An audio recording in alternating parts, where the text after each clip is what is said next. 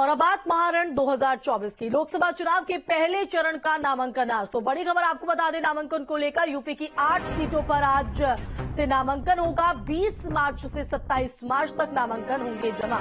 तो नामांकन स्थल पर पुलिस फोर्स को तैनात किया गया है। सहारनपुर, कैराना, मुजफ्फरनगर में नामांकन होना है। वहीं इसके अलावा बिजनौर, नगीना, मुरादाबाद, रामपुर, पीलीभीत में भी आज से नामांकन प्रक्रिया शुरू होगी और इसको लेकर शांतिपूर्ण तरीके से नामांकन हो सके तो नामांकन स्थल पर पुलिस फोर्स को तैनात किया गया है। तो ये बड़ी खबर आपको बता रहे, लोकसभा चुनाव से जुड़ी हुई पहले चरण का नामांकन आज होने जा रहा है। यूपी की 8 सीटों पे चुनाव होगा पहले चरण में और इसको लेकर आज नामांकन जमा होने शुरू हो जाएंगे, तो जो कि 20 मार्च से 27 मार्च तक जमा हो सकेंगे। तो नामांकन स्थल पर तमाम तैयारियां जो है वो प्रशासन की तरफ से की गई हैं, पुलिस फोर्स को तैनात किया गया है। तो सहारनपुर, कैराना, मुजफ्फरनगर में नामांकन होगा। बिजनौर, नगीना, मुरादाबाद, रामपुर, पीलीभीत इनमें भी पहले चरण में चुनाव होना है और उससे पहले जो तमाम प्रत्याशी मैदान में उतारे गए हैं उनकी तरफ से नामांकन दाखिल आज किया जाएगा।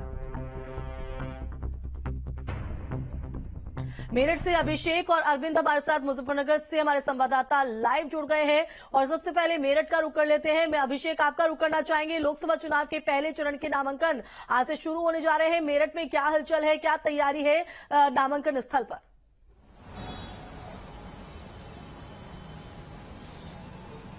देखिए, मैं आपको बता दूं, मेरठ में आज नामांकन नहीं है। पश्चिमी उत्तर प्रदेश की मैं पूरी बात करूंगा, जिसमें मुजफ्फरनगर, सहारनपुर, कैराना जो मेरठ के बगल में है वहां नामांकन है। इसके अलावा पीलीभीत में और आजमगढ़ का गढ़ जो है रामपुर, वहां नामांकन है। तो कुल मिलाकर अभी जहां तक हम बात करें, मुजफ्फरनगर में बीजेपी ने अपना प्रत्याशी उतार दिया है संजीव बालियान के रूप में। गठबंधन का प्रत्याशी है हरिंदर मलिक, लेकिन सहारनपुर में अभी ना विपक्ष ने, गठबंधन ने अपना प्रत्याशी उतारा है और ना ही भाजपा ने अपना प्रत्याशी उतारा है। लेकिन हाँ, कैराना में इकरा हसन विपक्ष ने उतार दिया और बीजेपी ने भी अपने पूर्व सांसद को ही वहां से टिकट दिया है। कुल मिलाकर रामपुर में अभी समाजवादी पार्टी ने अपने पत्ते नहीं खोले हैं क्योंकि आजम खां सीतापुर जेल में बंद हैं, उनको सजा हुई है। इसी तरीके से पीलीभीत में भाजपा ने अपने पत्ते नहीं खोले हैं क्योंकि वहां से वरुण गांधी को टिकट मिल रहा है और उस टिकट पर संशय बताया जाता है।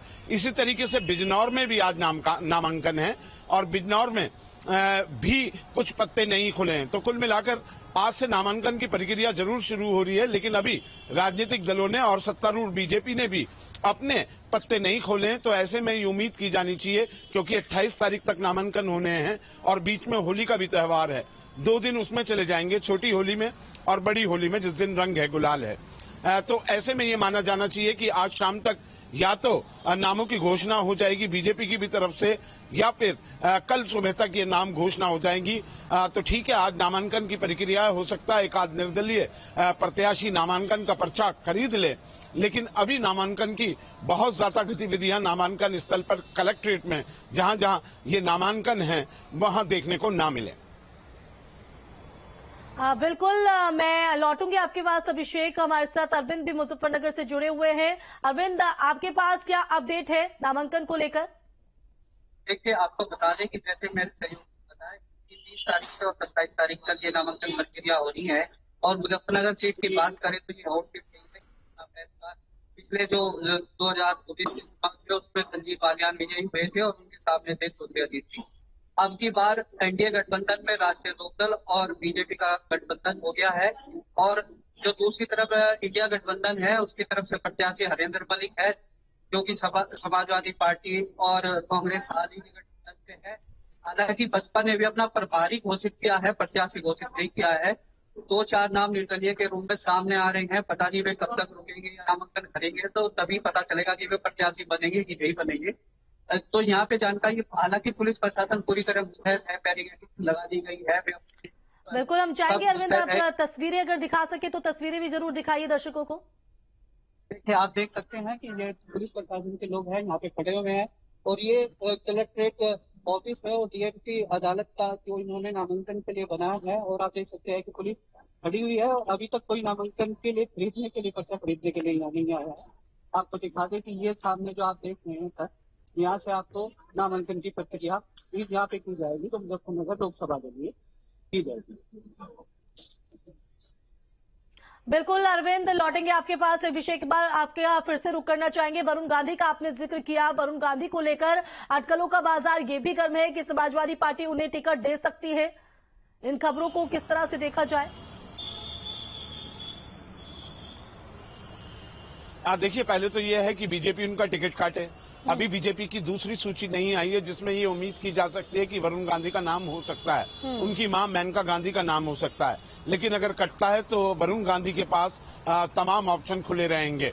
क्या वो समाजवादी पार्टी में जाएंगे, क्या समाजवादी पार्टी उनको लेगी, इस पर ये बड़ा राजनीतिक हलचल होगी यूपी में अगर ऐसा होता है। क्योंकि अभी मेरठ का भी टिकट घोषित नहीं हुआ है। सहारनपुर का राघव लखनपाल को मिलेगा, चूंकि पिछला चुनाव वो हार गए थे। ऐसे में चर्चा जो पूर्व गन्ना मंत्री थे योगी सरकार में, सुरेश राणा, उनके नाम की बहुत तेजी से चर्चा है। हालांकि वो अपना विधायकी नहीं बचा पाए थे थाना भवन से, जो सहारनपुर से लगता हुआ विधानसभा क्षेत्र है। लेकिन एक बहुत पुरजोर तरीके से सूत्र दावा कर रहे हैं कि सुरेश राणा को टिकट मिल सकता है सहारनपुर से बीजेपी का।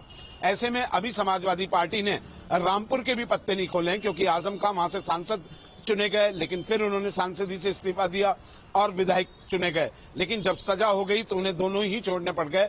और अब वहां से समाजवादी पार्टी किसको उतारेगी बीजेपी के सामने, क्योंकि बीजेपी ने जो उपचुनाव में अपने प्रत्याशी उतारे थे उन्हीं को अपना टिकट रिपीट कर दिया है। ऐसे में ये जरा पेचीदा है। क्यों ठहरी हुई है बीजेपी भी? बीजेपी इसलिए ठहरी हुई है सहारनपुर, मेरठ ऐसी जगहों पर कि वो पूरी चीजें दुरुस्त करने के बाद ही नामों की घोषणा करेगी।